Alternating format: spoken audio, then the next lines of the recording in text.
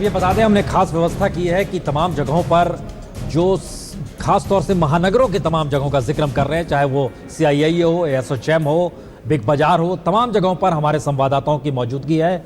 विजय चौक यानी पार्लियामेंट के ऊपर नज़र रखने के लिए ये आप जो देख पा रहे हैं, बिग बाजार में हमारे साथ राहुल कंवल हैं, एसोचैम और CII में भी हमारे संवाददाताओं की मौजूदगी है। में अंजना कश्यप हमारे साथ हैं, उनके साथ तमाम जिस तरह से आज का दिन है, यानी कि एक तरफ आम बजट है, दूसरी तरफ क्रिकेट मैच है, हर चीज के लिए और हर घंटे के लिए हमने खास तैयारी करके रखी है। यहां पर आप हमारी चाय की दुकान और कॉफी की दुकान तो देख ही रहे हैं। CII में जैसा हमने बताया, अंजना है, उनके साथ तमाम एक्सपर्ट्स मौजूद हैं। बिग बाजार, क्योंकि हर एक चीज वहां पर उपलब्ध रहती है, कहा जाता है कि बाजार से सस्ती उपलब्ध रहती है, लेकिन वहां पर एक्सपर्ट्स बैठकर और वहां पर जो ग्राहक हैं वो क्या कह रहे हैं, राहुल कंवल वहां से हमें बताएंगे। मुंबई से वीरेंद्र सिंह गुनावत हमारे साथ जुड़ते हैं और वो बताते हैं कि शेयर बाजार का सेंटिमेंट क्या कह रहा है। लेकिन यहां पर जो हम चर्चा कर रहे हैं प्रसून जी, उसमें जो चीजें निकल कर आ रही हैं वो वाकई एक बात साफ जगहों पर आपने जो बुलवाया कि ये मौजूद है, वहां पर ले चलिए तो अच्छा रहेगा। सबसे पहले कहां पर चले? अभी जब तक बताया जाता है पहले कहां चले, वहां पर हम अपनी। राहुल कंवल जी हैं बिग बाजार में? आवाज आ रही है राहुल जी? हाँ प्रसून जी नमस्ते। आप लोग चाय पी रहे हैं, यहाँ तो बिग बाजार अभी खुला नहीं है, लेकिन शॉपिंग की तैयारी चल रही है। सुबह सुबह ही सारे कर्मचारी आ गए और यहाँ पर तैयारी कर रहे हैं बिग बाजार को खोलने की। और सबसे बड़ा सवाल कि बिग बाजार में जो तमाम चीजें मिलती हैं, क्या वो महंगी होने जा रही हैं या सस्ती? क्योंकि हमारी दिलचस्पी इस बात में इतनी नहीं कि वित्त मंत्री अपने फाइनेंसेस को कैसे सुधारते हैं। यहाँ पर हमारी दिलचस्पी सिर्फ और सिर्फ इस बात में है कि इस बजट का हमारी और आपकी जेब पर क्या असर पड़ता है। श्वेता पुंज मेरी सहयोगी बिजनेस टुडे से हमारे साथ हैं, जाने माने consumer rights activist Shriram Khanna आज सुबह हमारे साथ हैं, संचाली रॉय जो कि एक डिलॉयट के साथ पार्टनर है, इनडायरेक्ट टैक्सेस की एक्सपर्ट है। स्वागत है आप सभी का। श्वेता जी, सबसे पहले आप बताएं, काफी सारी यहाँ पे ट्रॉलीज लगी हैं, कुछ में सब्जियां हैं, कुछ में टूथपेस्ट हैं, चिप्स हैं, इनमें से क्या महंगा हो रहा है, क्या सस्ता, लोग क्या उम्मीद लगा के बैठे? राहुल, इतना मुश्किल सवाल आप मुझसे पूछ रहे हैं, ये तो वित्त मंत्री भी नहीं बता पाएंगे। लेकिन अगर हम मेक इन इंडिया पे फोकस देखते हैं, जो कि बहुत ज़्यादा संभावना है कि ये बजट मेक इन इंडिया पे बहुत फोकस करेगा, तो जो चीज़ें हमारी कंट्री में गवर्नमेंट चाहती है कि मैन्युफैक्चर हो, इंसेंटिव दिए जाएंगे कि इंडिया में मैन्युफैक्चर हो, तो ये सारी जैसे फूड प्रोसेसिंग इंडस्ट्री है उसको बहुत बढ़ावा मिलेगा। तो आपकी जूस वगैरह है, पीछे हम जूस देख रहे हैं, इमीडिएटली कुछ कम नहीं होगा, लेकिन आगे जाकर। और दूसरी बात, हमारे मिडिल क्लास के हाथ में अगर ज़्यादा पैसा आएगा तो उससे बहुत फ़र्क पड़ेगा, क्योंकि कंजम्पशन बढ़ाने के लिए आप चीज़ें सस्ती करें वो एक बात है, लेकिन दूसरी बात है कि आप एम्पावर करें लोगों को कि वो जाके पैसा खर्च कर पाएँ। तो ये दो एरियाज पे फोकस रहेगा इस बजट में। और आगे जाके अगर गवर्नमेंट मेक इन इंडिया का एक क्रेडिबल प्लान बनाती है, क्योंकि अभी तक हमने कुछ बहुत ही स्पेसिफिक नहीं देखा है। अभी तक हमने डेडलाइंस देखी हैं, स्टेट्स को बोला गया है कि आप ईज ऑफ डूइंग बिजनेस को अच्छे से पुश करें, लेकिन अभी तक हमने कुछ कॉन्क्रीट पॉलिसी इनिशिएटिव्स नहीं देखे हैं। अगर ये बजट क्रेडिबल प्लान करता है तो 2-3 साल में आपके इलेक्ट्रॉनिक्स, आपकी फूड प्रोसेसिंग इंडस्ट्री, बहुत इंडस्ट्रीज को बढ़ावा मिलेगा। उसका मतलब ये है कि डोमेस्टिक कंज्यूमर्स बेनिफिट करें। तो श्रीराम खन्ना साहब, ऐसे वक्त पे जब इन्फ्लेशन काफी कम है, अंतर्राष्ट्रीय तेल की कीमतें रिकॉर्ड लोज पे हैं, कंज्यूमर्स को क्या उम्मीद लगानी चाहिए जब वो आते हैं यहाँ पे बिग बाजार में शॉपिंग पे?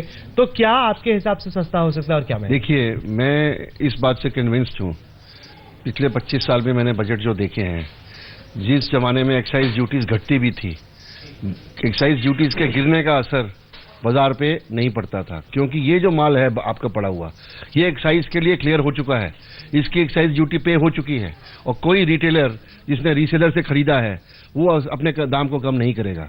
इसलिए मैं उम्मीद नहीं कर रहा हूं कि आज शाम तक या होली तक आपको कोई दाम कम मिलेंगे। हो सकता है कि जब नया माल का सप्लाई, ये तो जब नई मैन्युफैक्चरिंग होगी और इंटरनेट टैक्सेस का प्रोडक्शन पे असर पड़ेगा, नया माल बाजार में आएगा अगले साइकिल में, तो शायद वो कम पड़े। परंतु मैं इस चीज को जान रहा हूं कि देखिए, 10,000 15,000 रुपया महीना कमाने से कम लोग तो उनके पास वैसे ही मुश्किल है, खाने और कपड़े पहनने के लिए और घर रहने के लिए मिल जाए बहुत है। इस समय उनको राहत की जरूरत है, और उनको राहत मिलती है ये सब्सिडाइज फूड से या cheaper housing loans for poorer people. तो जो आम आदमी को, गरीब आदमी को बिग बाजार में 15,000 रुपये महीने पाने वाला नहीं आता है, ये याद रखिए आप। ये है मिडिल क्लास के बाजार।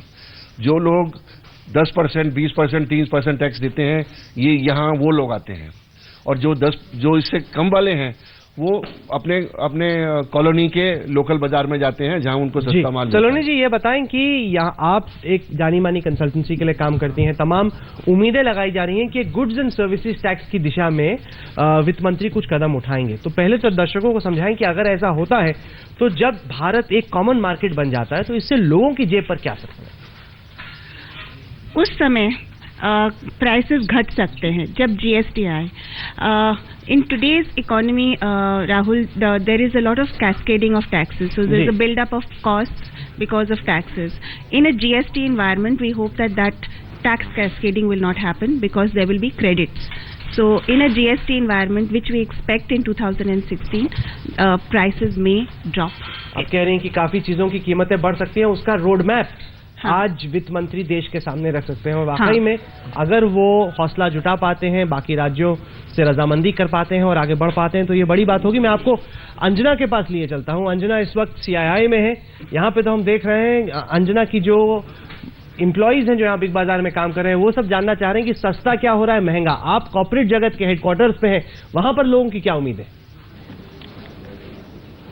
बिल्कुल उन्हीं उम्मीदों पर बात करेंगे, लेकिन जहां पर आप मौजूद हैं राहुल, दिलचस्प है क्योंकि कुछ ही देर बाद लोगों की सबसे ज्यादा बजट में नजर इसी बात पर रहती है कि क्या सस्ता हो गया, क्या महंगा हो गया। लेकिन हम जहां पर मौजूद हैं ये अपने आप में प्रतीक है कि कैसे हिंदुस्तान दो हिस्सों में बंटता चला गया। दो हिंदुस्तान बन गए, एक वो जो CII में बड़े बड़े 5 स्टार होटल में आज बजट का प्रतिनिधित्व करता है, और एक वो जो हिंदुस्तान के किसी गांव में किसी कोने में आस लगाए बैठा है कि क्या जेटली साहब के पास कुछ उसके लिए भी है। हालांकि योजनाएं जो फ्लैगशिप प्रोग्राम्स थी यूपीए की, उसमें खूब पैसा बहाया जाता था, गरीबों तक कितना पहुंचा ये हमेशा से शोध का विषय रहा है। दो बेहद खास मेहमान हमारे साथ CII में इस वक्त मौजूद है जिनसे हम चर्चा करेंगे। सुमित मजूमदार साहब जो कि प्रेसिडेंट डेजिग्नेट है CII के, हमारे साथ है। चंद्रजीत बैनर्जी साहब जो कि DG है CII के, वो हमारे साथ मौजूद है। सबसे पहले सुमित साहब आपके पास आते हुए पहले तो जान ही ले कि इस सबके बीच आपकी क्या उम्मीद है जेटली साहब से? मेरा उम्मीद है जो इन्वेस्टमेंट बूस्ट करना चाहिए। इन्वेस्टमेंट बूस्ट करने के लिए डिमांड बढ़ाना चाहिए। ठीक है। डिमांड नहीं होने से इन्वेस्टमेंट आएगा नहीं। हाँ। उसका लिए एनवायरनमेंट करेक्ट होना चाहिए। हाँ।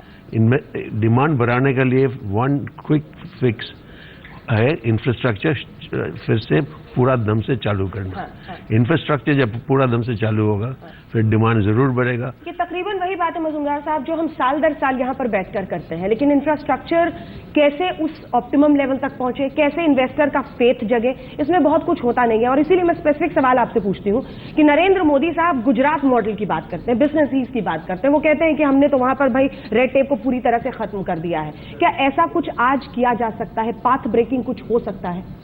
पाथ ब्रेकिंग जरूर हो सकता है। इंफ्रास्ट्रक्चर क्यों नहीं हो रहा है? हाँ। क्योंकि जो कंपनी लोग इंफ्रास्ट्रक्चर कर रहा था काम हिस्टोरिकल रीजन के लिए most of them have become non performing assets. तो इसका इलाज चाहिए। इलाज चाहिए बीमारी? हाँ, इसका एक सोल्यूशन चाहिए। हाँ। अगर इसका एक सोल्यूशन होगा हाँ। जो कंपनी फिर से काम चालू कर सकता है। हाँ। इंफ्रास्ट्रक्चर का प्रोजेक्ट आप एलोकेट कर सकता है। हाँ। मगर करने के लिए तो कंपनी चाहिए, तो उसका कोई सोल्यूशन चाहिए जिसमें ये रिवाइव कर सुमित सकता साहब है। ये सोल्यूशन क्या चीज क्या है? ये कहाँ से आएगी? क्या CII आप जैसे इंडस्ट्रीज की क्या भूमिका हो सकती है? आज तो ये सवाल भी पूछने का। देखिए आपने पहले जो आई वांट टू एड्रेस, आपने पहले जो बोला कि दो इंडिया हो रहा है ना। हाँ। दो इंडिया से तो इंडिया आगे नहीं जाएगा। हाँ। नंबर 1 उसको ब्रिज करना पड़ेगा। हाँ। ना। और इसमें प्राइम मिनिस्टर ने काफी कुछ बोले थे जब और उसी का हम रिफ्लेक्शन देखना चाहेंगे बजट में। Number 1 is make in India का बात किया था। और उसमें एक बहुत ही इंपॉर्टेंट पॉइंट जो इकोनॉमिक सर्वे में जो आ रहे हैं, जो touches the common man is the skill India. और वो स्किल इंडिया, स्किलिंग के ऊपर ध्यान देना चाहिए, स्किलिंग के ऊपर इंसेंटिव्स होना चाहिए ताकि वो काम कर सके, इंडस्ट्री में काम कर सके और एम्प्लॉयमेंट हम ज्यादा लेके जा सकते हैं। दूसरा पॉइंट जो सुमित साहब कह रहे हैं कि हम डिमांड हमको चाहिए। डिमांड बिल्कुल है नहीं, लेकिन आप कैसा है अंजना, आपको रोकना चाहेंगे यहाँ पर और ये कंजम्पशन डिमांड इस बार दरअसल बजट इस तरह का है प्रसून जी कि चर्चा कहीं पर भी चल रही है लेकिन बहस यहाँ पर खड़ी हो जा रही है। नहीं बिल्कुल होगी, अरे भाई इसे तो हम लोगों ने बीच में लकीर खींच दी है क्योंकि ढाबे और ग्रामीण जीवन को कोई देखना ही नहीं चाहता है। अच्छा, आपको गरीब शब्द से नफरत हो गई हमारे है। साथ एक मेहमान और जुड़े हैं ताजा। आपको अमीर से नफरत हो गई। हो तो हो गई है, ये तो आप सही कह रहे हैं। आप बोलिए, आपको वही है कि नहीं गरीब शब्द से नफरत? नहीं, एक सेकंड, अच्छा बोलिए आप। मतलब ये हमें अमीर तो हो गई, आप गरीब, मान लो इसको, हम तो ऑफिशियली बता रहे मोदी हैं। जी और कांग्रेस, ये बजट उन सबसे बढ़कर के बहुत लोगों के लिए बहुत ज़रूरी है। एक गरीब किसान को, जिसको कि हम सब जने चाहते हैं कि भाई उनका पूरा डेवलपमेंट हो, चाहिए उसको भी सड़क, चाहिए उसको भी बिजली, चाहिए उसको भी इरिगेशन। जब इन सारी उसको बीज चाहिए, उसको यूरिया चाहिए, उसको सिंचाई चाहिए, बिल्कुल चाहिए। सड़क आप बाद में बना लीजिएगा, उसको पहले जितनी खपत लगती है उसका मुनाफा 2 पैसा चाहिए। ये प्राइम मिनिस्टर लगातार भाषण दे रहे थे, हम आपको समर्थन मूल्य देंगे, मुनाफे के साथ देंगे, आज तक इसका जिक्र नहीं हुआ है। क्यों नहीं हुआ है साहब? आप इसी आधार पे आगे बढ़ रहे थे। आप ये कह रहे हैं कि इन सब चीज़ों का जिक्र नहीं हुआ है जहाँ पे, या किसी को कोई फायदा नहीं हुआ है। आप चलिए हमारे साथ नानपारा, जहाँ पर कि बैठ कर नहीं गांव बता रहे हैं, गांव है जो एक गांव सिर्फ उठा लेते हैं। 6 लाख गांव के आप उस इकोनॉमी की जिक्र कर रहे हैं। जिस इकोनॉमी में पहली बार इकोनॉमिक सर्वे आया तो पहले पेज पे एक तरफ दिखाया गया चाइना का, देखिए जीडीपी ये है, हमारा जीडीपी ये है, और ये दोनों लाइनों में अब हम क्रॉस करने वाले हैं चाइना को। लकीरों के आसरे आप इस देश की अर्थव्यवस्था को बता रहे हैं, हम आगे लकीरों के आसरे तो बहुत कुछ है और जो फैक्ट्स पर भी है। आज 80% रॉ मटेरियल के लिए हम चाइना पे डिपेंड करते हैं। एग्जैक्टली। और आज ये हॉस्टाइल कंट्री होने के नाते बिल्कुल कभी भी चाइना, अगर हमें कभी भी टेंशन हुआ और चाइना ने देना बंद कर दिया, हिंदुस्तान में मेडिसिन कॉस्ट 3 गुना हो जाएगी। बिल्कुल सही। और इसकी बदलाव की जरूरत है, चूंकि आप हेल्थ बदलाव की सेक्टर बहुत से ज्यादा आते हैं। जरूरत है। और सेहत एक ऐसी चीज है जिसकी जरूरत हर तरफ सबको है। हर चौथी दवा दुनिया में कहीं भी खाई जाती है, वो हिंदुस्तान में बनी हुई है। और अनफॉर्चुनेट ये है कि 40% हिंदुस्तान की आबादी मॉडर्न मेडिसिन की एक्सेसिबिलिटी नहीं है। देखिए इस बात की, मुझे किसी ने कहा कि आपको मैं 2 बीमारी का नाम बताता हूं, आपको एक होनी है, टीबी हो जाए या एस्मा हो जाए, क्या चूज करेंगे आप? मैं ट्यूबरकुलोसिस चूज करूंगा, एटलीस्ट मैं क्योर तो हो सकता हूं। लेकिन हिंदुस्तान में अब भी ट्यूबरकुलोसिस मोर्टेलिटी रेट सबसे ज्यादा है। ताज्जुब की बात यह है। नहीं, मैं सिर्फ इतना कहूंगा कि जब आप चाइना के बारे में बात करते हैं, पहले 5 साल चाइना का डेवलपमेंट जब हुआ था, थैंक गॉड हमारी मीडिया नहीं थी वहां पे, क्योंकि वो तो रोक ही देते। उस वक्त उन्होंने सबको कहा, क्योंकि कम्युनिस्ट पार्टी थी, आप कोई डेमोक्रेसी है नहीं, मैं जो करूंगा मैं सबको द ट्रिकल डाउन। मीडिया मत बोलिए, आप मल्टी पार्टी, अलग अलग सेकंड मैं खत्म कर दूं। आप लोकतंत्र कहिए। आज जहां चाइना पहुंच गया, 1 सेकंड, आज जहां चाइना पहुंच गया है, जब उन्होंने एफडीआई मंगवाया डॉलर्स में, उन्होंने कहा सारे फैक्ट्रीज हम बनाएंगे, आप हमारे वर्कर्स को ट्रेन करिए। जितने चीज सब चाइना में बनने शुरू हो गए, अब सबके पास पैसे आ गया। Now China is a very rich country. आप तो शुरुआत ही कह रहे हैं कि हम कुछ करने ही नहीं देंगे आपको। देखिए कुछ आप लेटे रहिए। ऐसा बात है, शहरों में लोग माइग्रेट करते हैं तो अभी भी they are kept in urban reserves. अभी भी शहर अगर आप आते हैं, भारत में कम से कम लोकतंत्र है, ज्यादा डिस्ट्रेस हो तो आप ट्रेन पकड़ के अर्बन एरिया में, लेकिन उस चाइना में हाइकू में रोक देते हैं। मैडम, उस लोकतंत्र में क्या पोजीशन है उस लोकतंत्र में भला कि कम से कम आज से जी तो सकते हैं। हमेशा शहरों में आते हैं, शहरों में आते हैं और जानवर की तरह लोग रहते हैं। नहीं, लेकिन आप मजदूर आते हैं। सभी लोग जो है, मेरे को ये समझ में नहीं आ रहा कि चाइना के साथ क्यों कंपेयर करने की कोशिश कर रहे हैं।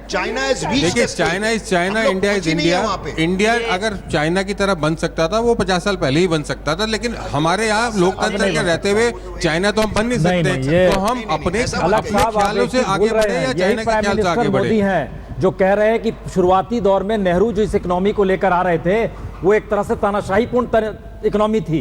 उस समय उधर माओ थे, यहाँ पर नेहरू थे, या मिक्स इकोनॉमी थी, वहाँ गांव खेत। आप नेहरू और माओ को इक्वल कर रहे हैं तो और भी अच्छा है। नहीं, बहुत अच्छी बात है। हम बता रहे हैं आपको कि चाइना की इकोनॉमी चाइना की जरूरत के हिसाब से डेवलप होती है। हमारी इकोनॉमी शुरू से ही उस कैपिटल पर बेस हो जाती है जहां पे हमको। लेकिन आज भी एसएसआई और एसएमई जो है, टाटा का उसका बहुत बड़ा रोल है हिंदुस्तान में, ऐसा नहीं है। नंगल बांध बना रहे थे, बड़े बड़े बांध बना रहे थे। चाइना में बड़ी बड़ी चीजें नहीं बन रही थी। हम इकोनॉमी बेस्ड में खड़े होते अच्छा, हैं। तो क्यों नहीं आया फॉरेन इन्वेस्टमेंट यहाँ पे? एक सेकंड, चाइना में सारे अमेरिकन क्यों पहुंच गए वहां पे? जब वो प्रोडक्शन में आगे बढ़ा, आप उससे कंपैरिजन मत कीजिए। वही मैं कह रहा हूँ कि आप कंपैरिजन मत करिए। कंपैरिजन आप बोल रहे हैं तो आप बोलो ना कि इकोनॉमिक सर्वे का पहला पन्ना ही गलत है, उसमें आपने चाइना को पहली बार दिखला दिया, आप चाइना से कॉम्पीट कर रहे हैं। आज ट्रेंड है भाई, चाइना से कंपेयर करिए आप अमेरिका। अच्छा, एक और चीज जो देश में इकोनॉमिक फैशन देवेंद्र जी कह रहे थे कि देखिए फिस्कल डिफिसिट में वो डॉलर छापते हैं, जापान येन छापता है, सब कुछ क्योंकि उनके करेंसी की एक इमेज आ गई है, चाहे जितना भी छापे कोई इमेज चेंज नहीं होता है। मोदी जी 6 महीने में वो इमेज 2-3 साल में इंडिया का भी इमेज चेंज करेंगे, तब आप कहिए ना। शायद यही गलत सोच है कि मोदी जी 6 महीने के अंदर इमेज चेंज कर देंगे। एक मिनट, पिछले 60 साल में जो इमेज बना है उसको अगर 6 साल में चेंज कर दे कोई, एक मिनट नहीं हो सकता। किसान को भी और अमीर को भी, मेरे को भी सुन लीजिए। आपने कहा इमेज है तो इसलिए उन्होंने नोट छापे हैं, इमेज से इकोनॉमी नहीं चलती है। एक मिनट एक मिनट सुन लीजिए। एक second, America has the highest fiscal deficit. अगर आप बोलने देंगे fiscal deficit yet the dollar remains strong. अगर आप बोलने देंगे बिकॉज़ ऑफ इमेज कि America will work itself out. Sunil Alagh ji, हम सुन लेते हैं उनकी भी बात। Are you shopping? Can we speak? You have your perspective, I have my own perspective. सुन तो लीजिए। दिस इज नॉट आर्गुमेंट, ये फिएट करेंसी की बात है। बिल्कुल इमेज पे बनता है कभी economy. Exactly, that is the point. Don't even know what is the fundamentals of economy. देखिए साहब, आपको पता ही नहीं है बेसिक फंडामेंटल्स क्या होते हैं। आज के दिन चलती है कंट्री, आज के दिन इमेज पे नहीं चलती है। सुनील साहब, आज के दिन you should go and learn first. You should go and learn first. Before you keep on answer to me, why does America not bother about fiscal deficit like we do? I'm saying कि you should also not bother about fiscal deficit. That's the point I'm trying to make. Why are you only saying कि 3.8 पे आइए, 4.1 पे आइए? तो हम पहुंच गए। You are always saying कि fiscal deficit कम करो. Fiscal deficit is not the issue. I agree with you. The issue is revenue collection. Sunil साहब, एक चीज तो क्लियर है कि मूडी की रिपोर्ट, जो अभी मूडी की जो रिपोर्ट आई है उसमें साफ कहा गया है कि GDP is not the barometer for India's growth. ये तो क्लियर लिखा गया है मूडी की रिपोर्ट। तो आप अगर फिर दोबारा इंडस्ट्रियलिस्ट जो है अगर फिर जीडीपी करते रहेंगे, इस देश का तो कभी भला नहीं हो सकता है। बैरोमीटर है ग्रोथ के लिए, चलो फॉरगेट अबाउट जीडीपी नहीं है। I can tell you. 1 second. World goal आप बताइए क्या बैरोमीटर? मैं बताता हूँ। Human Development Index is the best barometer. Human Development Index जो है सबसे बेस्ट बैरोमीटर। कैसे होगा बताइए। क्यों नहीं होगा? आप देखिए आपने हेल्थ में क्या किया, आपने एजुकेशन में क्या किया, आपने सैनिटेशन में क्या किया, आपने एग्रीकल्चर में क्या किया। ये होना चाहिए आपका बैरोमीटर, ना कि जीडीपी कितनी है। आप बताइए, अब लैंड कम होती जा रही है दिन पे दिन। एक घर में 4-5 भाई में लैंड कम हो गई, 2 बाहर निकले शहर के लिए नौकरी करने के लिए, उनको नौकरी नहीं मिलेगी तो क्या करेंगे? या तो स्मॉल स्केल इंडस्ट्री सेटअप कीजिए, area wise, territory wise. Sir, ऐसा है कि पिछले 10 साल में जो हुआ है या जो हो रहा है वो ये है कि manufacturing sector growth has been restricted, the services sector growth has grown manifold. देखिए, ये सबसे बड़ा पिछले 10 साल की खामी रही है। Services sector has overtaken the manufacturing sector. तो आप कहां से? अभी तो यूफोरिया ये है कि पेट्रोलियम प्राइस गिर रहे हैं की बात करेंगे। जिस टाइम पेट्रोलियम प्राइस दोबारा बढ़ेंगे तब क्या हाल होगा? इसलिए ट्रेड डेफिसिट हमको कम करना चाहिए और करना पड़ेगा। वही मैं कह रहा हूँ, हम कितना भी सोचें। वही कह रहा हूँ कि अगर आप करंट अकाउंट डिफिसिट को कंट्रोल नहीं करेंगे, आपके पास जब दाम बढ़ेगा तो कहां से आएगा आपके पास? जी बताइए, हम इधर सब जवाब लेते हैं, कहां से आएगा? इस पशुपेश में से कोई सॉल्यूशन निकलेगा? बताइए क्योंकि ये पशुपेश तो उनके भी दिमाग में होगा वित्त मंत्री। देखिए, ये बड़ी पुरानी और स्थायी बहसें हैं, जैसे कि हम बजट को गांव और अमीर और गरीब में बांट देते हैं। हमारे पास एक सरकार है और हमें देखना चाहिए कि उस सरकार ने 8 महीने 9 महीने में देश को आर्थिक दिशा दी क्या? पिछले 8 महीने में कोई दिशा दिखाई देती? ये सरकार शुरू होती है कि हम बड़े पैमाने पर प्राइवेटाइजेशन करेंगे और उसके बाद प्राइवेटाइजेशन से विड्रॉ कर जाती है। ये सरकार शुरू होती है कि हम बड़े पैमाने पर विदेशी निवेश करेंगे, उसके बाद स्वदेशी जागरण मंच का दबाव आ जाता है तो विदेशी निवेश से विड्रॉ हो जाती। लोग इस बजट को इसलिए देख रहे हैं कि मोदी सरकार का आर्थिक मॉडल क्या है। हम पिछले आर्थिक मॉडलों के फायदे नुकसान देख चुके हैं, हमें जानना चाहते हैं कि मोदी सरकार का आर्थिक मॉडल क्या है। क्योंकि जब मोदी चुनाव में भाषण देते हैं तो उनके आर्थिक मॉडल के कोई दूसरे संकेत होते हैं, जब मोदी सत्ता में बैठते हैं तो उसके आर्थिक मॉडल के कोई दूसरे संकेत होते हैं। ये बजट लोग ये नहीं देखना चाहते कि इस बजट से आज 6 महीने के अंदर इस देश की जीडीपी ग्रोथ 8.5% पहुंच जाएगी। लोग ये नहीं देखना चाहते कि आपकी जेब में तत्काल पैसा पहुंच जाएगा। वो जानना चाहते हैं कि बजट कहां जाएगा। और मुझे ये रिस्क लग रहा है कि ये बहस अगर बजट में भी को बनाते समय भी यह बहस हुई तो हम फिर एक हाउस कीपिंग बजट की तरफ जा रहे हैं जिसमें बहुत सारी चीज़ों को साधने की कोशिश की जाएगी और फाइनली हमारे हाथ में कुछ नहीं आएगा। मोदी सरकार को स्पष्ट करना होगा कि वो भारत के ग्रोथ का क्या मॉडल 25 साल बाद देना चाहती। 25 साल में हमने सोशलिस्ट इकोनॉमी भी देख ली, रिफॉर्मिस्ट इकोनॉमी भी देख ली, मिक्स इकोनॉमी भी देख ली, और इन तीनों इकोनॉमीज के बाद भी कोई तीसरा मॉडल है। अंशुमान जी, अगला चुनाव बिहार में लड़ना है।